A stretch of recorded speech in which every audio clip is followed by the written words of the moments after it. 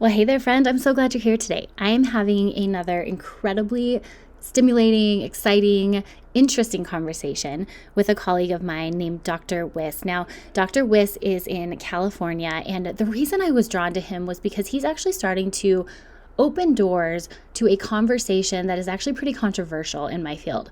I don't know if you guys have felt this, but at the professional level in the dietetic world, there is this polarization that's happening. Like, either you are anti-diet or you're a part of the diet culture problem. And as an eating disorder professional, this has been really confusing to navigate. It's actually something that has kept me a little bit quieter on social media for a period of time. It's something that I felt very timid to talk about. But in the last year or so, after getting supervision and reading the research and really diving into my own approach, I decided I can't not have this conversation. We actually touched on some of it in a couple episodes back. I had an interview with Dr. Erica Castleberry and Chris Gardner, and we talked about intuitive eating and where it might be really helpful for some and where it might actually not be helpful for others, and that's okay. And even that conversation is scratching on some of the controversial topics in my field, but I can't not say it anymore. And I can't not say it because in my own life, I have seen it play out that one model does not fit everyone. I've felt that personally, and I've seen it from every single person I've sat across the couch from. We have this idea of what recovery from an eating disorder or healing your relationship with food should look like, and the reality is there is no should. Like, it's going to look totally different depending on each individual. And one of the objectives that I've had with empowered eating and creating this model is exactly that, is creating a model that doesn't allow me to project my food stuff onto you. In the empowered eating model, we walk through your values and your definition of health based on the kind of person you want to be, and then the nutrition science and biofeedback piece fit into that values model that you have created. That is so important to me because years ago, if before incorporating the values work, I did without even realizing it, I was projecting my own food philosophy on people. I had come through the dietetic training as a recovered bulimic, and so I was approaching food with that history. And until I got really clear that that's not everybody's experience, I feel bad for some of the work I did years ago. And this new model has been very healing and very effective, honestly, because it's true to you, right? It's not a one size fits all. So Dr. Wiss has actually done the research in this field and expanded some of the conversation in the dietetic field, inviting in ideas about food addiction and really bridging the gap between mental health and nutrition. Fascinating work. So excited that he's here today. I'm going to pick his brain. You're going to hear a little behind the scenes stuff on what's been going on in the nutrition world, but I think it's really helpful because I think if I've felt confused as a practitioner, no doubt people outside of the field have felt confused. And I see that in the clients I work with where, they come and they're like, well, should I eat intuitively or should I count my macros? Like, Jess, I don't know what to do. And the reality is, I'm not here to tell you what to do. I'm here to help ask the right questions to help you figure out what you really want to do. And Dr. David Wiss's work is right in alignment with that. So really excited for you guys to hear his perspective on this, just a little bit about his background. So he's been a dietitian since 2013, and he in his doctoral training, he actually published several peer-reviewed manuscripts. They're really fascinating. He touched on food addiction, eating disorder, substance use disorders, depression, and trauma. He was even awarded the Excellence in Practice Award at our National Dietetic Conference in 2017. That's a big deal. He's developed specialized nutrition curriculum that's been incorporated at more than 50 addiction treatment centers in Southern California. So he's really making waves in our field, which is so, so cool. I'm cheering him on and really glad that he's here today to share some of his knowledge with us. So this interview is a bit longer. It's an hour. So I've broken it up into 2 episodes. In the first half, you'll hear us talk about what's been going on in the field, the polarization that you have probably felt. If you've been on any social media platform, I have no doubt you felt it. So we're going to break that down, and then we'll finish off next week talking about how we can move forward. It's so good. I know it's going to be worth the wait for you guys to hear both these interviews this week and next week. Dr. David Wiss has a private practice and has developed a very cool app. So if you're interested in that, we do talk about it towards the end of the interview, but just to jump ahead so you have access to that, it will be linked in the show notes so you can find out more right away. All right, let's go ahead and dive in.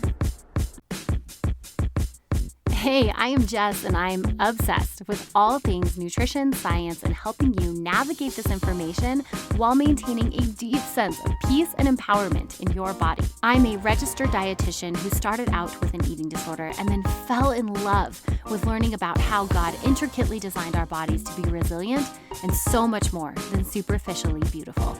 I am now a mama who loves to be healthy, not because of how it makes me look, but because of how it has transformed the energy I can give to my family, my friends, and you. On this show, we hit on real talk around the latest nutrition science and body image resiliency, all while balancing it between grit and grace. Think of this as your weekly audio coffee to encourage your empowered eating journey. This is the Fuel Her Awesome podcast.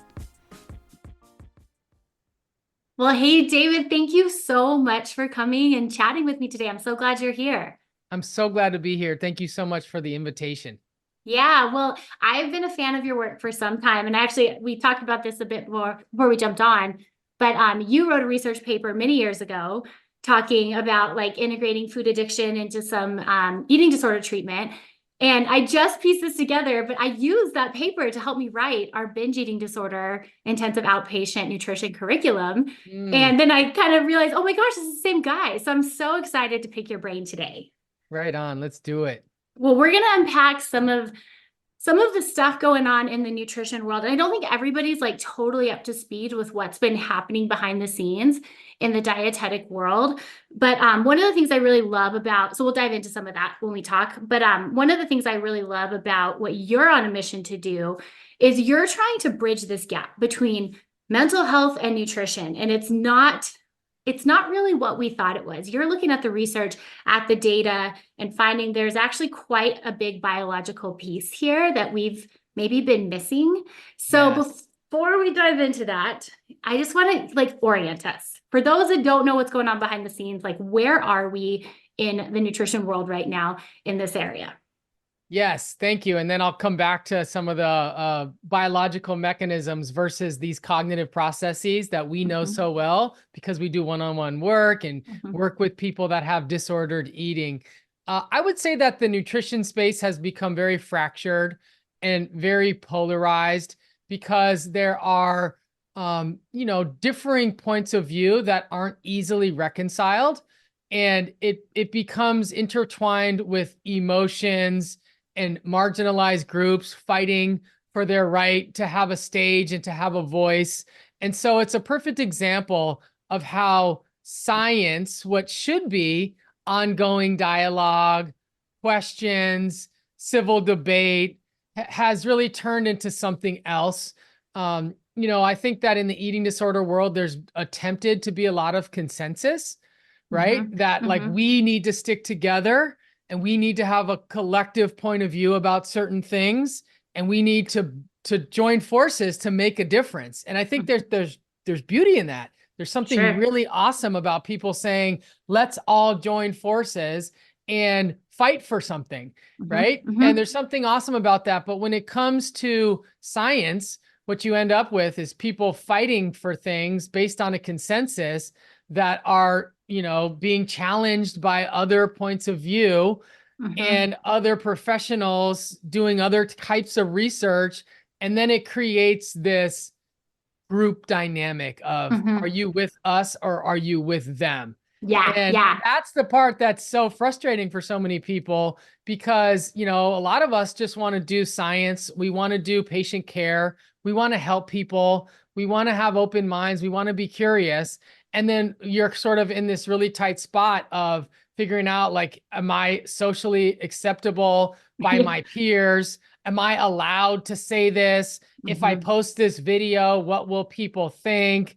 And that sort of energy has become so pervasive in our field that it's been my experience over the last many years that many of our colleagues, dietitians and other nutrition professionals, have wanted to leave the field because it feels so unsafe and it feels so unclear. And if I'm completely honest, I would say that I've been one of them. Yeah. I Oh, have. I completely relate. And I love, yes, it's become very polarized. And I so relate to what you're saying about this fear of like even saying things. And I mean, I'll just hit to the hard one is weight loss. I Yeah. mean, for a long time, that's been something that's the narrative has been that that's not something that should ever be promoted or encouraged. And I think, what hit me is like, I just started working, sitting across the couch from these people going, I can't tell them if this is right or wrong. This is really easy for me to say. I've been in a smaller body my whole life. I'm really Yeah. comfortable in my body. I can't tell this person what they need to do with theirs, you That's right. know? That's right. Eh, Yeah, I think it's really interesting. So tell me a little bit more about this polarization and like what is that? What are the two sides here that we're seeing?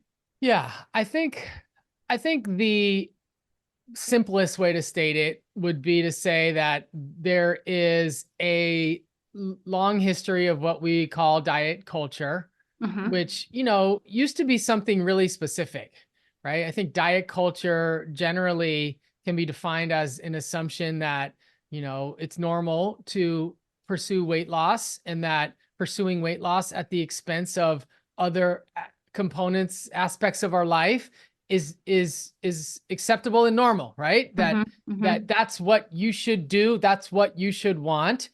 And the term diet culture, I think, is super, super important, but um, it started to expand to include more and more things. Mm-hmm. And the reason, and we'll talk about those more things, is because of the counter movement, which started off as non-diet culture, Mm-hmm. right? And then Mm-hmm. turned into anti-diet culture, right? And Mm-hmm. so once you start to have groups that are defined by what they're against more so than what they're for, Mm-hmm. right? You start to get a very clear polarization going, right? Oh, so good. Yeah.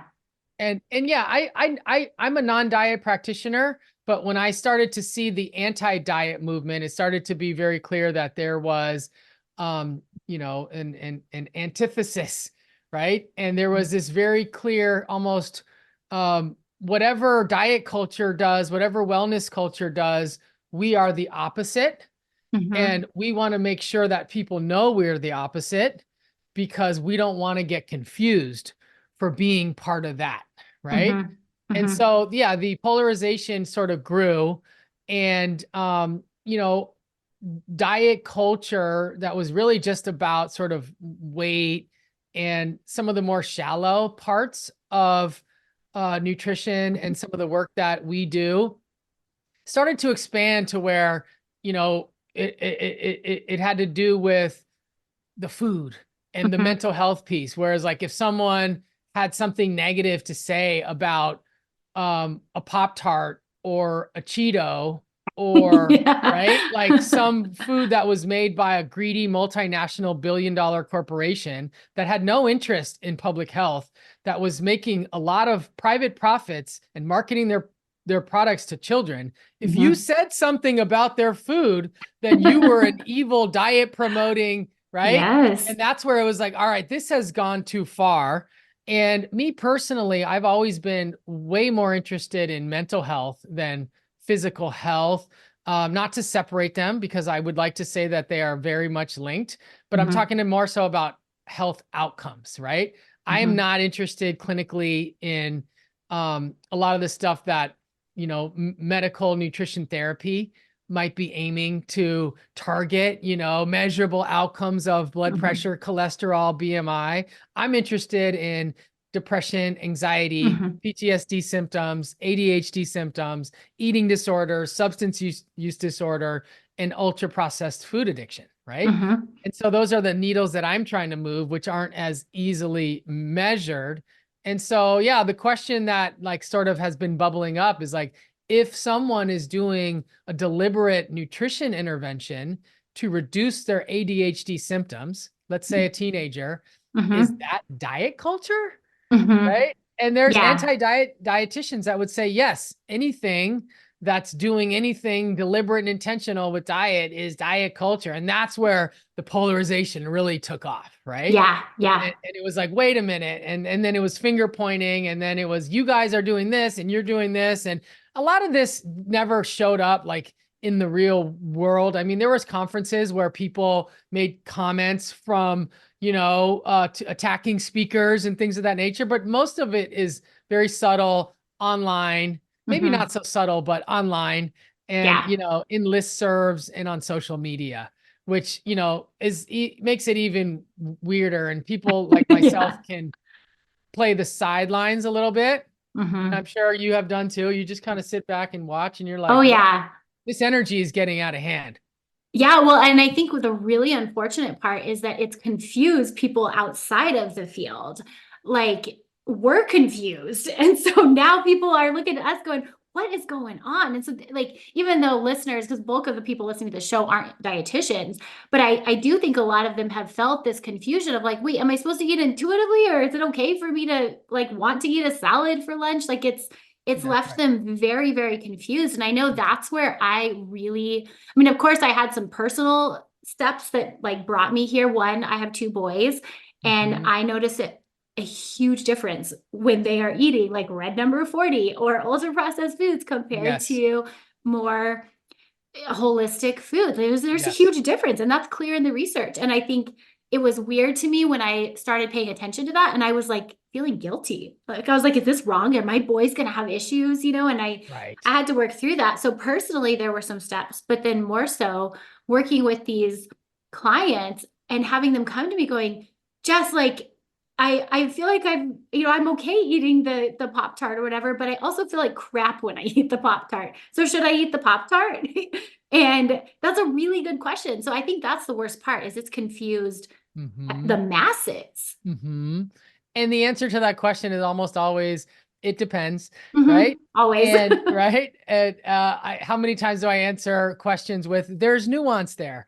Right. But you nailed it. The main reason that I've been committed to bridging this gap and to, sacrificing myself in some ways to Mm-hmm. have these cross collaborative communication is because I've seen the patients suffering. The clients Mm-hmm. are baffled. And, I am like Mr. Nuance in many ways. And I Mm-hmm. think that people are, I'm trying to, talk to the eating disorder world about ultra processed food addiction. I spend a lot of time educating the food addiction world about eating disorders Mm-hmm. and diet culture and internalized weight stigma and the importance of body image in all of these Mm-hmm. conversations. But to this day, I still get someone who finds me online and reaches out and wants to know. They just want to know, am I this or am I that?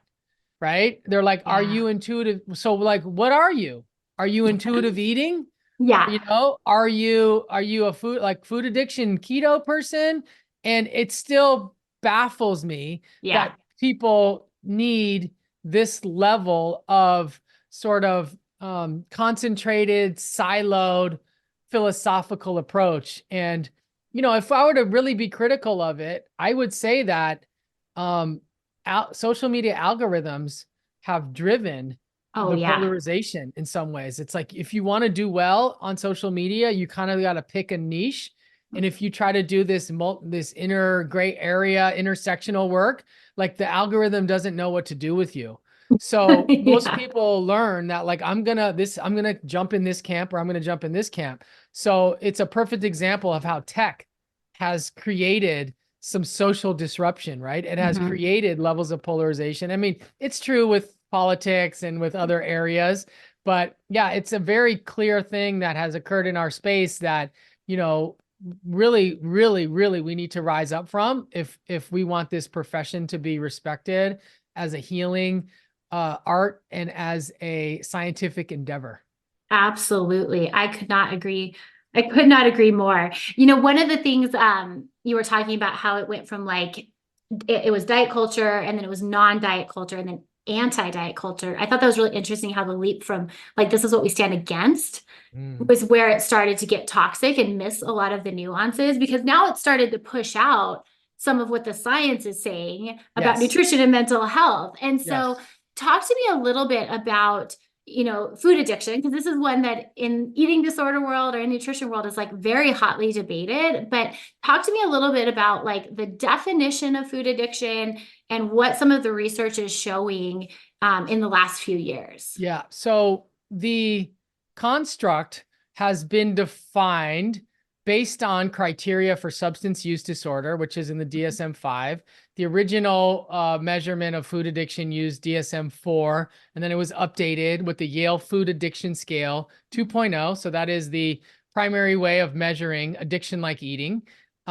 We have a lot of different terms. Food addiction is the most common. I use terms like addiction-like eating to soften it. I use terms like reward-based eating to soften it. And I really like the term hedonic eating, which is more based in the pursuit of pleasure rather than balance, right? Hedonic versus homeostatic eating. So the Yale Food Addiction Scale defined food addiction, and it has been not without a lot of criticism and debate. And one of the major areas of criticism and debate has been this idea that, well, not all food is addictive. You can't say that an almond or a banana, although I will say there are people out there that would report having loss of control with some of those foods. They could have underfed themselves or restricted those foods for too long. We know the deal, all the ranges of possibilities.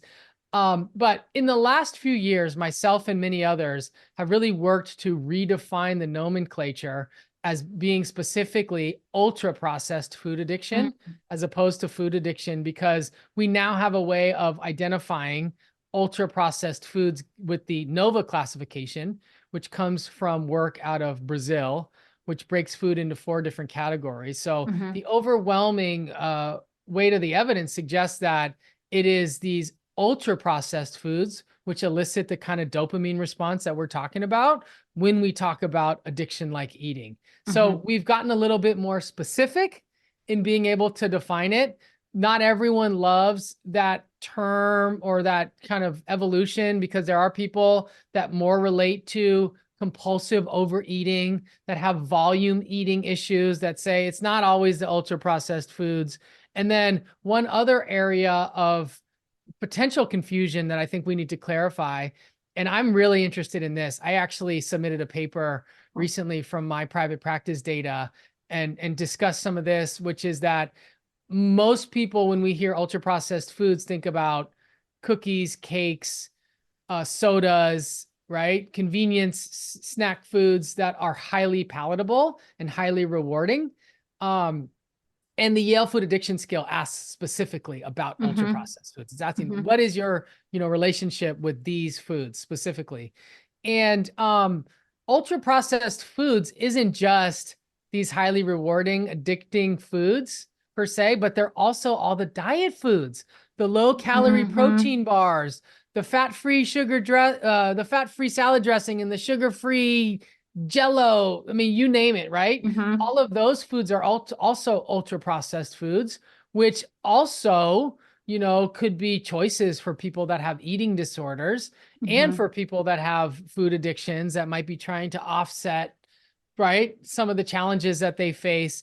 And the area of research that I've really diving into in the last 6 months or so has been how ultra-processed foods negatively impact mental health.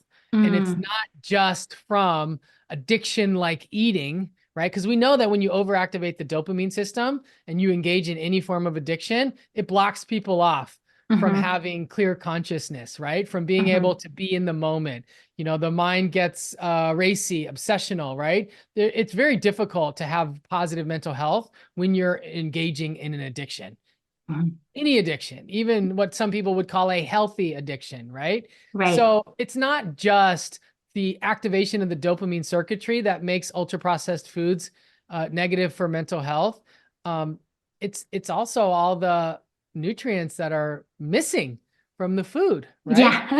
Yeah. I watched one of the trainings that you have on your website where you talk about like the process of breaking down cocaine from like the cocoa plant. We take the potent substance and we make it even more potent. And in a lot of ways, food companies have done that with our food, where they've taken like wheat, for example. And I just got to share this. So we recently started grinding our own wheat berries, which is like such a really fun thing. Something that I say that, and if I had heard that like a year ago, I'd go, that sounds like so much work, but it's actually not. It's like we bought a coffee grinder for our wheat berries and that's it. Yeah, Right. it's actually very simple. But it's crazy how different we feel just making that switch. And not that I don't eat any white bread or white bagels or anything like that, Sure. but it's just like it was really interesting for me to just listen to my own body's biofeedback, watch how it influenced like my gut health just by going back to the whole food. And so what I like what you're saying is it's not just Oreos and Takis that have this influence. That's It's right. also these foods that we're trying to, it's manipulating food That's that right. has changed how our body responds to it. Yep.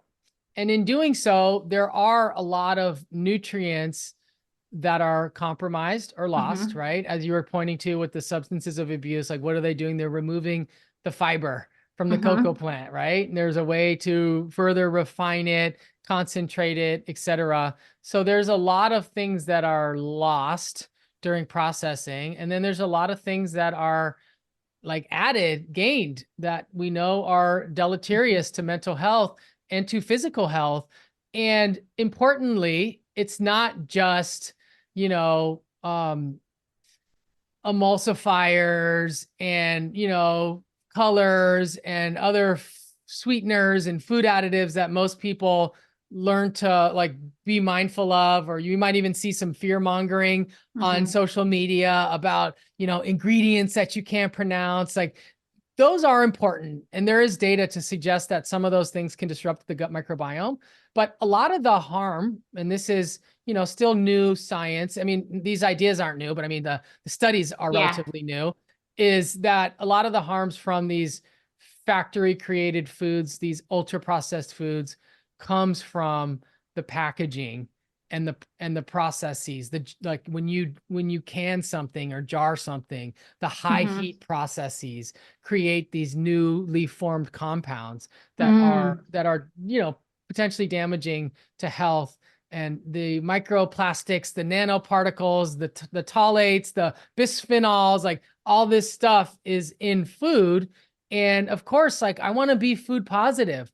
I want to be body positive. I want to encourage Mm-hmm. joy with eating, but this science is becoming overwhelming and Yeah. people are starting to see it. And when you have questions about these, components, we have to be able to produce answers that make sense, and Yeah. are personalized for some people.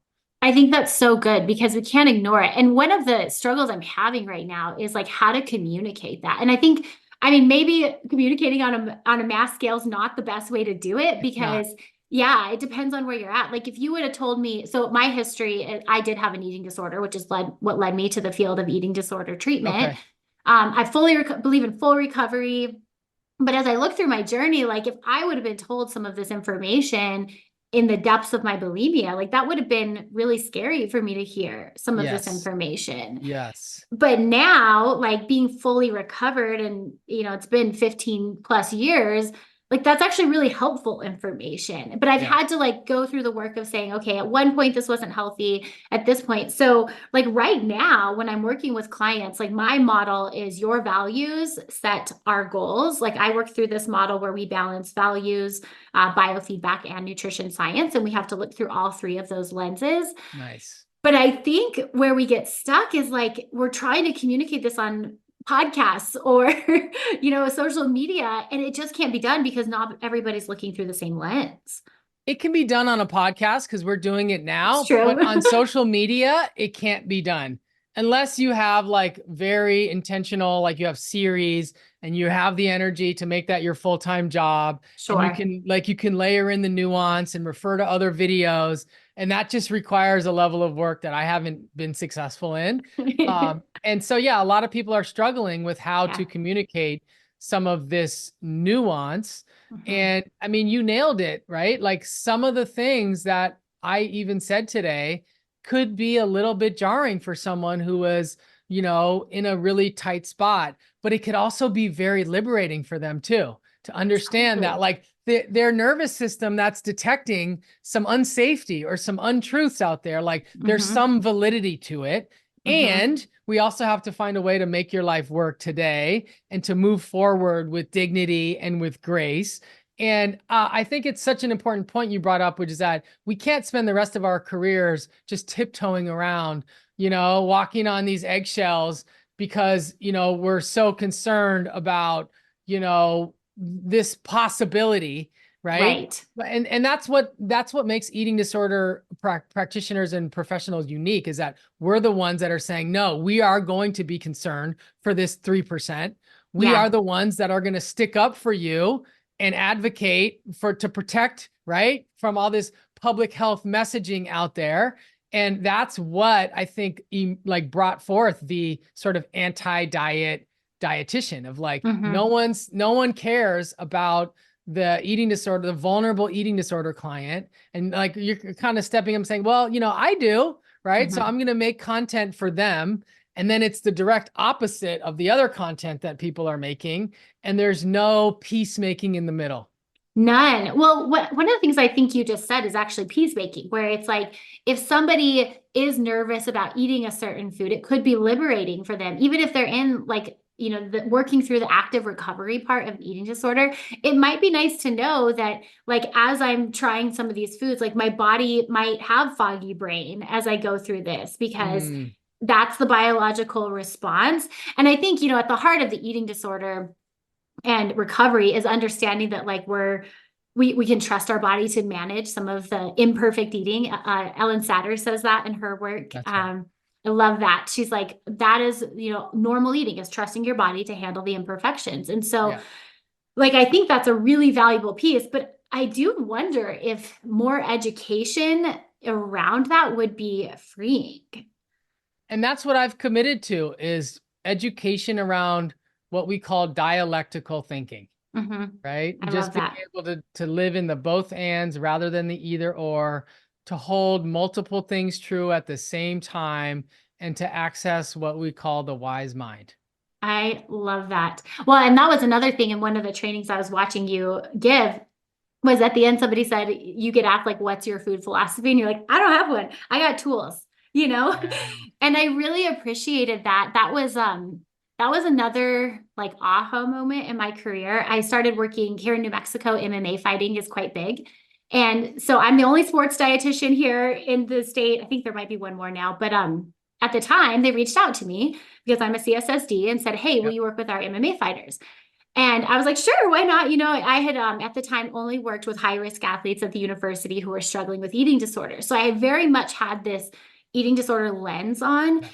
And they sent me these MMA fighters and the stuff I had to do with them. It was really cool. They hooked me up with Clint Waterberg. Like I got awesome training right away. But a lot of the things I was being trained on, I was like, this is in like direct conflict with Yes. what I'm teaching at the eating disorder clinic. And I felt very divided. But where I was able to like bring it together was kind of in alignment with what you said about I don't have a philosophy, I have tools.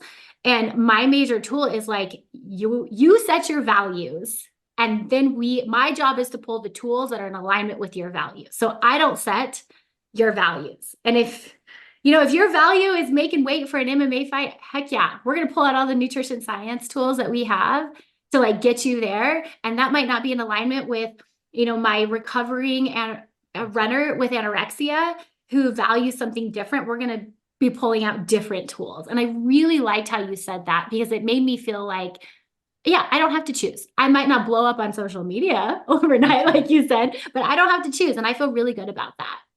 I feel really good about that too. And I love what you said about honoring people's values rather than superimposing your own onto them. Mm-hmm.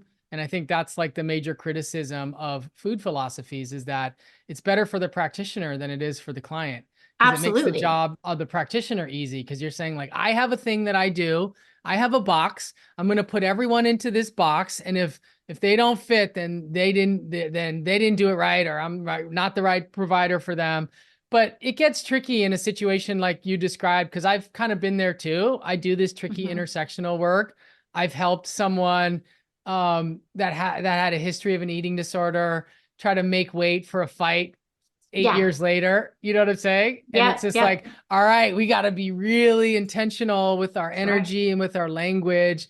But yeah, being value forward is key. But then, of course, as healthcare professionals, we also have that moment when, like, you might, someone has values that might seem a little bit extreme, and our antennas might pick up on something related to, because it wouldn't be weird if a, MMA fighter had some body dysmorphia or some, Right. you know what I mean? And so like knowing how to gently intervene, be a safe place, to offer Absolutely. support rather than criticism, to offer an alternative perspective, to encourage people to think big picture rather than just Mm-hmm. in the week or in the day. Yeah, I love that. I love that. And not to throw like another hot topic on the table, but I'm totally going to. Like Ozempic is another one that Mhm. has really blown up, and like some of my spidey senses are going off about it, but what I've really strived to do with that is meet the client where they're at and just ask them like, how does this align with, the person you want to be, and understanding like the pros and the cons and some of the risk factors. Like, what do you think about it? And not impose my own thoughts. Like, it's been tricky, but it's been a great place to land, because like you said, we're a safe place to land. And at the end of the day, like that's what I want to be. I'm really impressed at my ability to have stayed neutral with the Ozempic conversation in the last few years. Like, I don't feel an energetic pull there at all. I feel Yeah, no charge. And, that's awesome. I say that because I come from a long history of charge and Mm, rigidity and, right, like wanting to make sure that I took a point of view on something and dug my, feet in the sand, and, right, like, I have so much less of that as I've that's grown as a awesome. human into a less rigid thinker and a more nuanced, open-minded, open-hearted individual. Like, I don't feel pulled in any direction there. I just am curious, right? Hmm. I want to be supportive, but if anything, if I were to state all my biases there, I'm neutral, but I'm not crazy about the pharmaceutical industry as a whole. Totally. Well, You know what yeah, I'm that's where saying? the So like spidey senses go that's off. that's where I'm just like I a little bit know. distrustful. I just have seen so many things over the years that make me highly, highly skeptical of their um greedy Oh, yeah. efforts. Yeah, Well, you look yeah. at the model of Ozempic, like there's no end date for it. Right. Like That's right. even the layout of it. But I do have some clients that are on it, and it's completely changed their life. And Sure. it has allowed them to break barriers, and they were able to come off of it. And so, and then I've got some that we talked through it and it really wasn't in alignment with who they wanted to be. So Mm. it has been this really great space to like just ultimately go back to, I'm not here to tell you what to do with your body, but I am here to ask questions and help you think about what you want to do with your body and how you want to care for it. I love So your perspective. thank you. I think it's taken a long time to get here. And thank you for your voice though, and giving me some permission to get here. Cause gosh, like we've talked about, it's been crazy. It's been a little crazy in our land. I'm seeing a way forward. I really Hmm. am. You know, Me I'm too. really I'm really seeing change. And one of the things I've learned from being in science and academics is that, change takes time, right? Hmm. Like, a big landmark study comes out and it has to get replicated and then Yeah. argued against, and 5 or 7 years, and then it starts to make the press a little bit, and then it trickles into the training. Like, change takes 15-20 years to like introduce new concepts pretty seriously, and Hmm. that change is underway. Yeah. And one of the things I have to remind myself is like, just pause, breathe, it's all happening. It doesn't happen overnight. And Yeah. part of the reason is because the older generation, what I like to call the gatekeepers, Hmm. they're gonna stick around and kind of defend their positions to like make sure that their sandcastle lives on. You know what I mean? And Hmm. that's definitely happened in the eating disorder space. I don't have any particular people in mind, but it does feel like there's an old guard of Mm. older dietitians that are responsible for the supervisions and the trainings, and they do all this stuff, and a lot of this information about ultra processed foods and ultra processed food addiction does make them more uncomfortable than the average person, Yeah. not just because it goes against like their food philosophy, but it challenges a lot of their life's work. Sure. Yeah. I mean, hearing you say that, I'm like taking a mental note. I'm like, all right, Jess, no matter what, like always be curious and like learn as you go, because I don't ever want to be in those shoes. For those that are listening, how then are you moving forward with this information of the dopamine release that is associated with ultra processed foods? Like, how are you moving forward with that in the clients that you're working with? All right, friend, we are going to pause the interview and come back to finish this conversation next week. I mean, I hope you have enjoyed this as much as I have. This is such a hot topic. And like I said earlier, I know I felt it professionally. It's very confusing professionally. No doubt you guys have felt this in your own journey with food. The narrative is loud. It has become in many ways polarized and dogmatic. And so what I'm hoping is that after this conversation, you have a little bit more information and freedom to explore creating your own food philosophy. This is the heart of empowered eating. This is where we're at, is coming up with what we value individually, what God has put in our own hearts to pursue and live out, and then letting health come into that and how we care for our body, how we interact with food. That is defined based on our values, not based on the narrative and everything happening around us. Oh, I can't wait for you guys to hear his thoughts on how to move forward with this. He has some really creative ideas, things I know that you will totally get a lot out of. Cannot wait to see you here. Until then, have a beautiful day, friend. We'll see you next Monday. Cheers and happy eating. Gosh, I'm so glad you joined me today. If today encouraged you, would you take a minute and encourage me by leaving a review for the show? I read every single one of these reviews, and your words, they mean so much to me. This podcast is here to support you weekly, but it only scratches the surface. To learn more on how you can become an empowered eater, snag my free workshop, How to Eat Intuitively and Hit Your Goals Without Obsessing Over Food, at jessbrownrd.com. Don't forget to join me right here next Monday, where I cannot wait to fuel your awesome. Cheers, my sweet friend, and happy eating.